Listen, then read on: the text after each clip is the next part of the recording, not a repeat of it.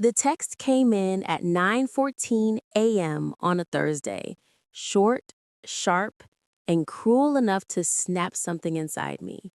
You're banned from Thanksgiving until you apologize, idiot. No good morning, no explanation, just a sentence that told me exactly where I stood with the people who claimed to love me. I remember staring at my screen, the blue bubble glowing like a bruise. And instead of crying or arguing, I did something simpler. I smiled. I closed the banking app tabs I used for their bills, locked my wallet on their holiday, and quietly made plans of my own. 3 days later, while they carved turkey without me and posted matching sweater photos online, the mortgage bounced. The lights flickered. The credit card payment failed. And my phone lit up with 87 missed calls. That was the beginning. But the truth is, this story didn't start with that text.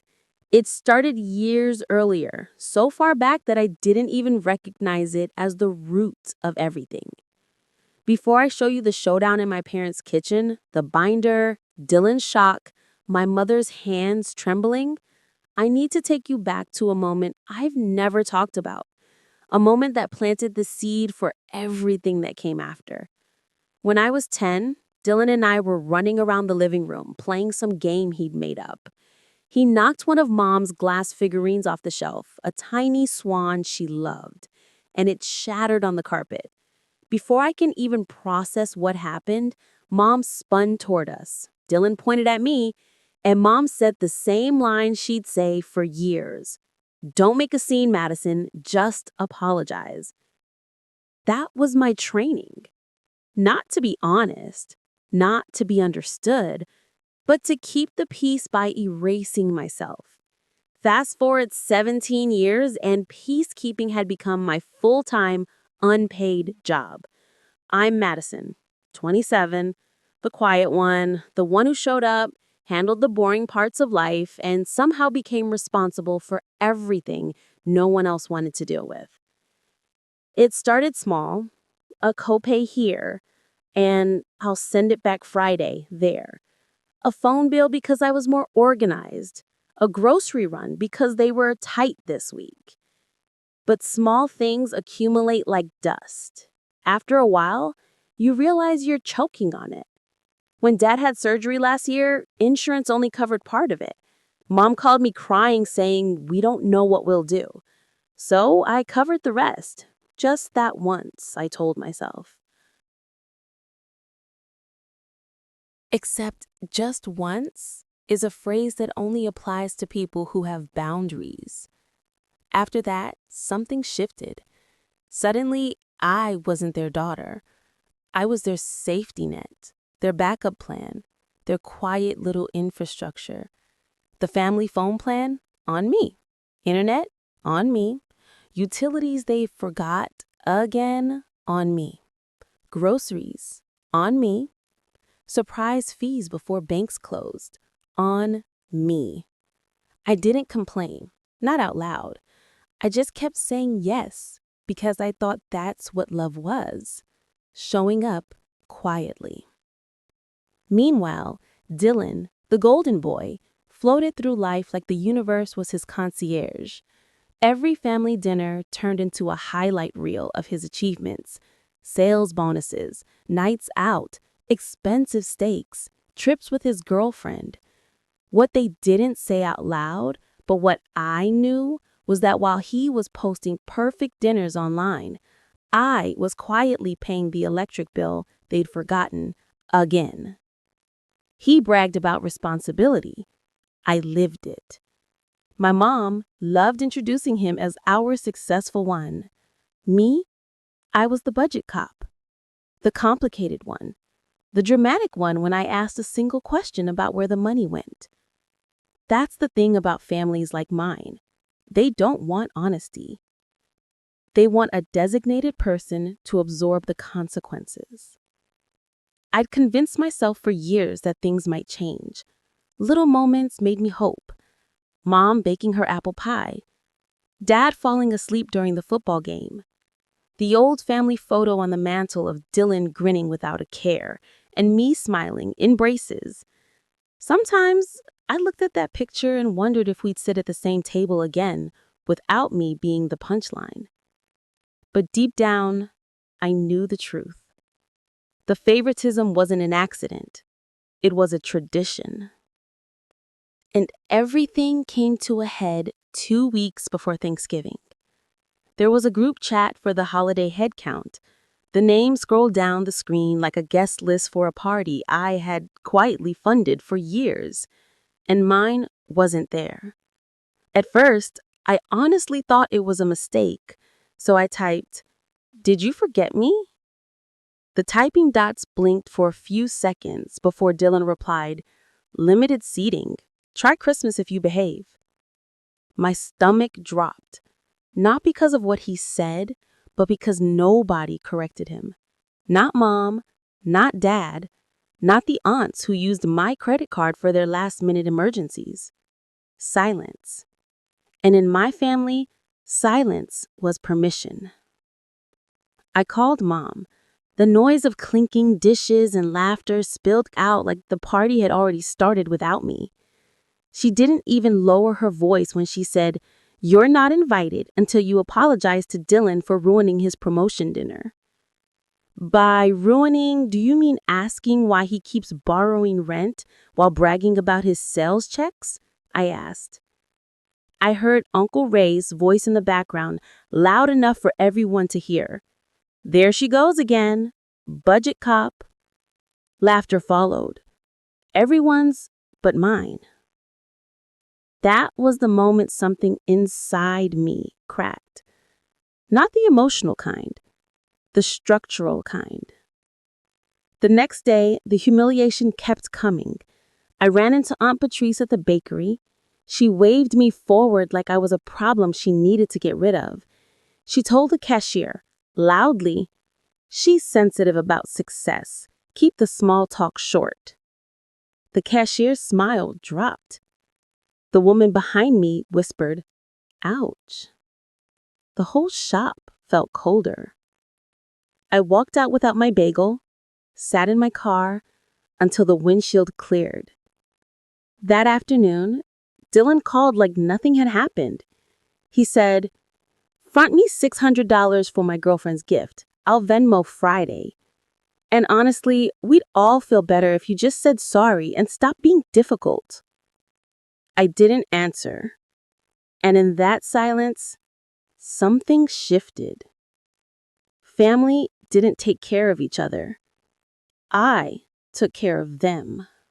I drove home, parked, and sat at my kitchen table while the sun dropped behind the buildings. My phone buzzed with messages I didn't open. I opened my notes app instead. Line by line, I started writing everything down. Dates, amounts, reasons, gas money for Dylan, tires for Dad's truck, prescriptions, phone plan, groceries, surprise deposits before banks closed. When I finished, I scrolled back to the top.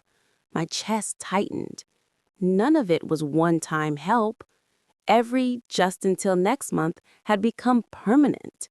Every emergency had defaulted to me. I typed a line above it all. "What they don't know is about to save me." 2 days later, I met Grace, my mentor from work, for coffee. We sat in a small cafe with sunlight striping the wooden table. Without saying a word, I slid a cheap binder across to her, filled with printed receipts and screenshots. She flipped through it page after page.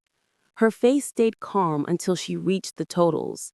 Then she sucked in a slow breath. "You haven't been a daughter," she said softly. "You've been a safety net. Time to cut the net." I looked at her and said, "Walk me through it." So she did, step by step, revoking autopay, removing my card from utilities, switching the family phone plan back to their names, protecting myself legally, setting boundaries that didn't require a fight, just clarity. It wasn't dramatic, It was clean, quiet, final. That evening, I sat in my apartment with the laptop open and moved through the checklist like stepping stones across a river. Mortgage autopay? Off. Electric bill? Removed. Phone plan? Ported. Internet reassigned.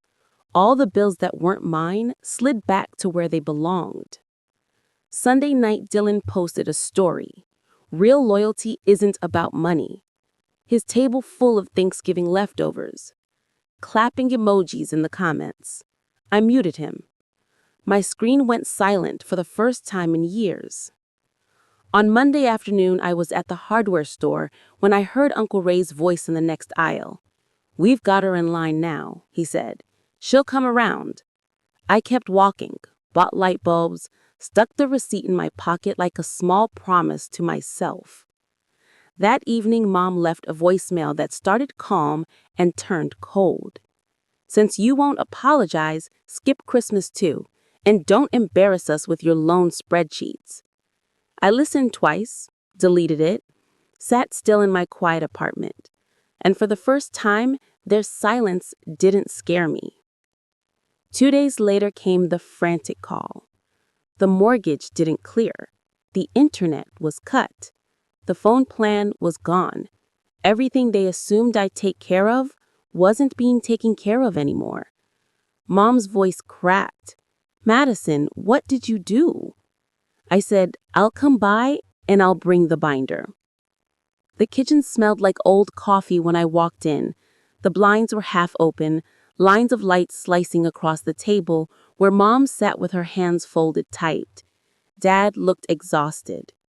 I set the binder between us. "This is private," I said. "No audience." Dad whispered, "We thought Dylan was helping." He looked ashamed of the words. I turned the binder toward them and opened it. Receipt after receipt. Transfers. Prints of Dylan's "I'll pay Friday" messages. Healthcare bills. Groceries. Utilities. Mom's hands trembled as she flipped through the pages. 3 years of me.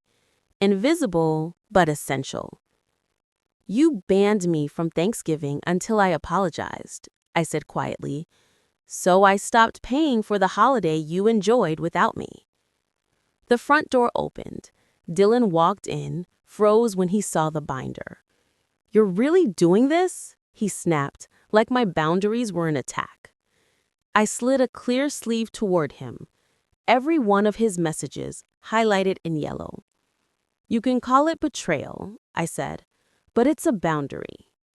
Dad stared at the totals on the last page, eyes wet. "We didn't know," he repeated softly.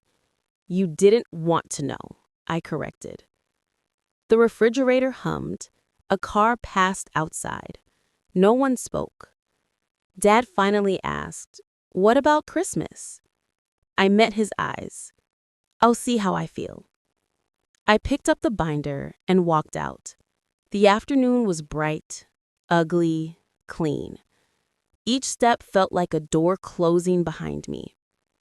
That week, the family group chat flickered with awkward messages. "Who can take the electric bill? Who's paying internet?" No volunteers. Someone typed, "Dylan?" He sent a single eye roll. Then the chat went silent. Aunt Patrice posted a quote about humility. No one tagged me for the first time in years. Dylan's Instagram shifted from fancy restaurants to board games under dim lamps. Mom sent a casserole recipe, like nothing happened. I didn't reply. Then came a text from Dad. "I'm sorry. We set up the auto pay. I'm sorry we made you feel like a purse." The words were unpolished, real. They didn't fix everything, but they mattered. One evening, I went to the bakery again. The same cashier looked up with a warm smile. "What can I get you?" "Everything bagel, toasted, cream cheese." I stepped outside into the cool air, bit into the warm bagel, and realized something simple. For the first time in my life, breakfast didn't owe me anything. And I didn't owe anyone for it either.